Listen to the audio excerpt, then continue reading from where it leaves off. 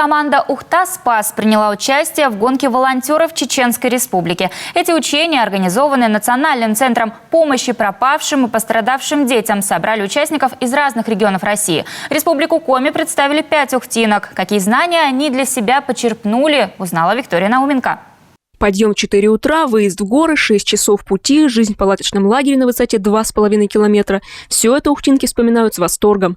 Насыщенные трехдневные учения на базе Национального университета спецназа Гудермеси включали в себя альпинизм, тактику и спуск-подъем пострадавшего. Условия максимально приближены к реальным. И вертолеты были, все было приближено к реальности, прямо вообще вот к реальности было приближено, вплоть до того, что потеряшки наши были обмазаны кровью, все как положено. То есть вообще на уровне было, если по 5-бальной шкале, 5 с плюсом. Это не первые выездные учения для отряда, но знания, полученные здесь, не сравнить ни с чем, делятся девушки.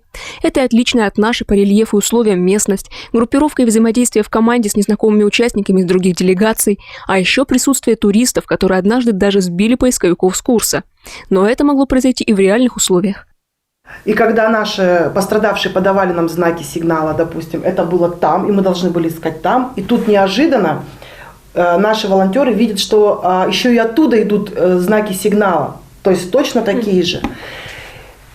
Часть группы разделились, побежали за пострадавшим, часть группы побежали за вот на те сигналы. Это не просто сбегать там, ну, вот там полкилометра, скажем, по прямой местности. Это в гору. Вот кажется гора-то, а на самом деле она какая, да, там крутая гора. Да, то есть сбегать туда, прибежать, ой, туристы, простите. Каждая из отряда принимала участие в реальных поисках на территории Ухты. К примеру, минувшей зимой, когда искали пропавших в лесу мужчину и женщину. И если бы полученные на учениях знания не применили тогда, вероятно, поиски были более результативными, делятся девушки.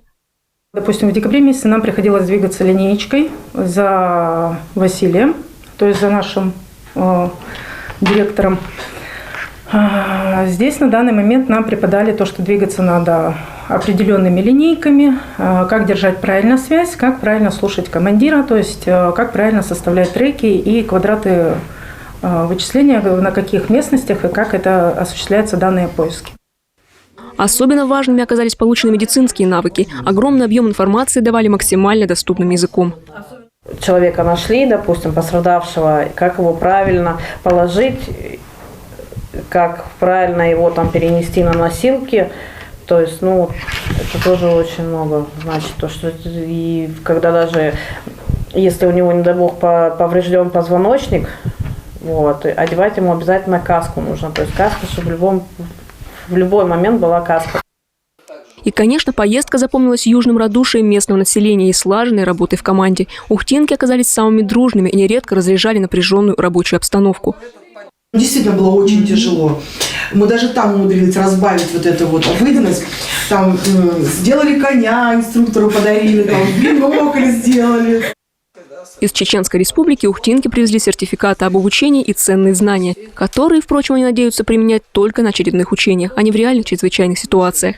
Важно быть готовым помочь в беде, но лучше бы она не случалась. Виктория Науменко, Павел Лагутин, телеканал Юрган, Ухта.